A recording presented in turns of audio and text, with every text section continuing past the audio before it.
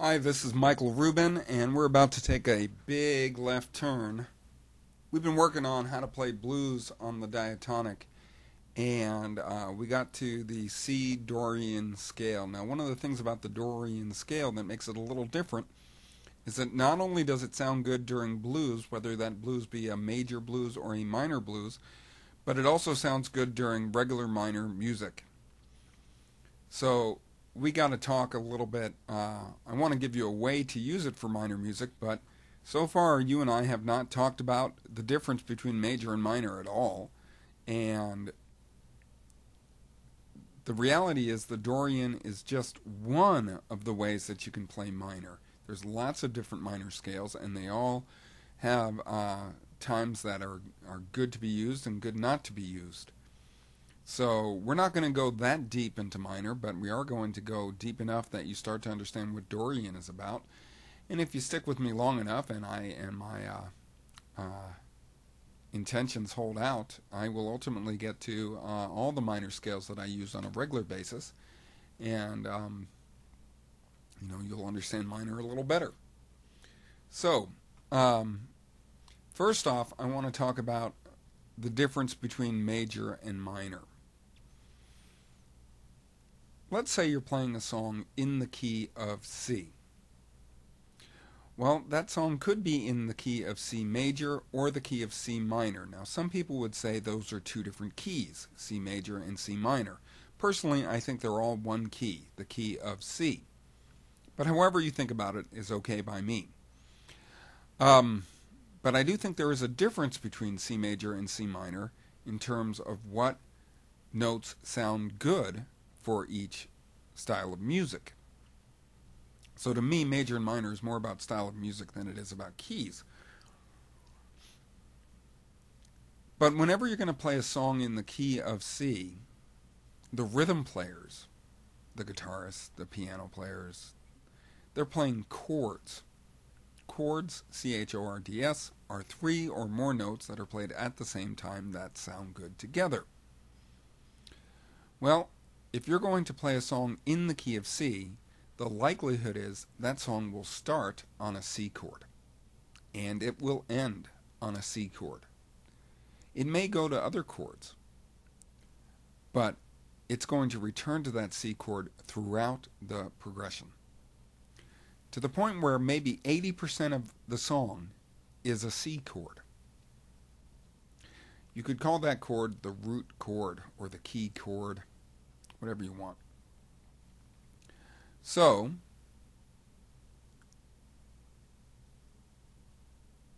if the root chord is a major chord, for example, C major, or then the song, then the song is a major song. So if you're playing using a C major chord to come back to again and again, it's a C major song. Now, some of the other chords could be minor, or they could be major. But since the root chord is major, the song is major. Now, if the root chord were minor, for example, if there was a C minor chord, then the song is in C minor. There may be other chords in the song. There may be major chords. But since the root chord is minor, it's a minor song. So that's the main thing you want to figure out. Is the root chord major or minor? Because if it's major, then the song is major. And if it's minor, then the song is minor. So how do you know whether or not a chord is major or minor? Well, let's think about a C harmonica. The blow notes are C, E, G, C, E, G, C, E, G, C.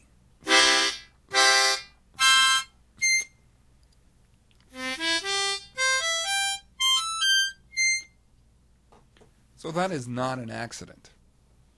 The notes C, E, G make up what is called a C major chord. Now, I don't have to play them in the order C, E, G. I could play E, G, C. or I could play G, C, E. I could have repeating notes. I could have C, E, G, C, or E, G, C, E. As long as I have those three notes, I can put them in whatever order I want, and I have a C major chord. If you look at the C major scale, the notes are C, D, E, F, G, A, B, C.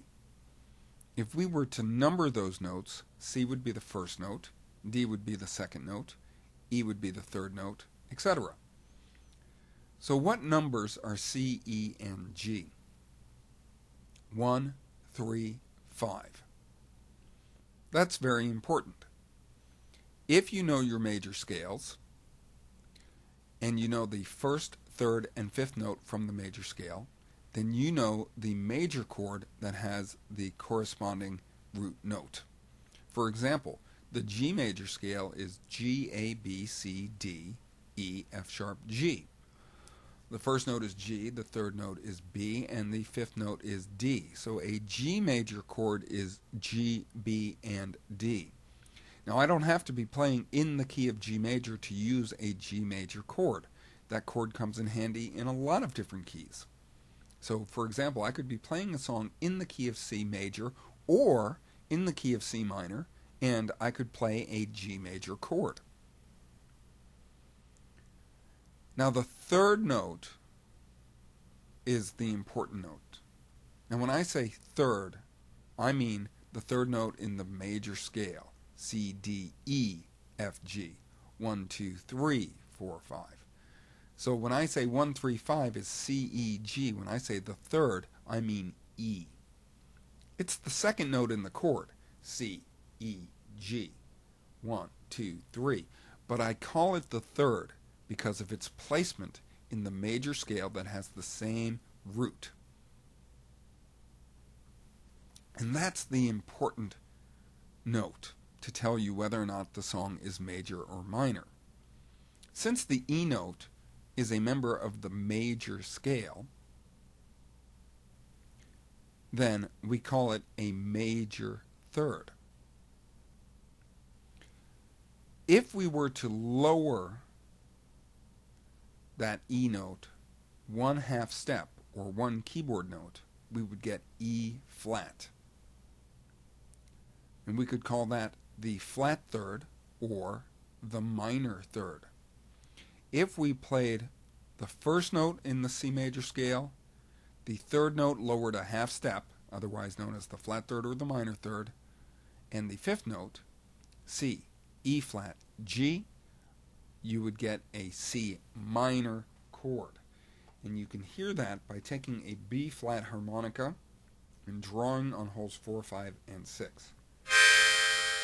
So if I blew into a C harp, 1, 3, 4, 1, 2, 3 blow, that's a C major chord. Drawing on 4, 5, and 6 on a B flat, that's a C minor chord. Can you hear how the C minor chord is sad or dark? So that's the difference. So let's say we had a G major chord, G, B, D. A G minor chord would be G, B flat, D. Now one of the things you really have to know is what are the notes on your keyboard, because it doesn't always go down to a flat name like C, E flat, G, or G, B flat, D. You have to know what a 1/2 step lower is in order to find your flat third. So for example, in the key of C sharp, the third note is an F, although we actually call it E sharp in that situation, and you can look at my earlier videos to understand that. So when we flat that F, there is no black key between E and F. Therefore, one note lower than F is E. So E is the flat third in the key of C sharp. So you got to be careful and really know your keyboard notes. Take the third note from the major scale and lower it 1/2 step. So we have two chords, C major, C, E, G, and C minor, C, E flat, G. If we were going to play a song in C major, we would start on a C major chord, end on a C major chord, and play that C major chord through 80% of the song most of the time. If we were to play a song in C minor, we would play that C minor chord, C, E flat, G, at the beginning, middle, and end. Now there are more advanced chords than just major and minor. A major chord has 3 notes, but some chords have 4 notes, 5 notes, 6 notes. They go on and on. As long as the chord has a major third in it, the third note from the major scale that has the same name as the root of the chord, it is a type of major chord. And if that chord is the main chord, the root of the song that you're in, it's a major song. However, if you have a 4, 5, or 6 note chord, but that chord has an E flat in it, or if you're in another key, the flat third from whatever the root of the chord is, then that song is minor. So it doesn't need to be a C major chord or a C minor chord. It could be a C dominant chord or a C minor 7 chord. We haven't talked about those chords yet, but just know that they are more advanced chords. The C dominant 7th chord has a major third in it. C, E, G, B flat. The C minor 7 chord has a flat third in it. C, E flat, G, B flat. So, now I want to talk about playing diatonically. Playing diatonically means that you choose the notes from one scale, and in your melody, in your chords, every note that shows up can be found in one scale and one scale only. That's called playing diatonically, and it's part of why we call this a diatonic harmonica, because it was intended to be played only in one scale. For example, the C major scale on a C harmonica. Until you start bending and overblowing, every note, every blow note, every draw note is in the C major scale, and that's why it's called a diatonic harmonica.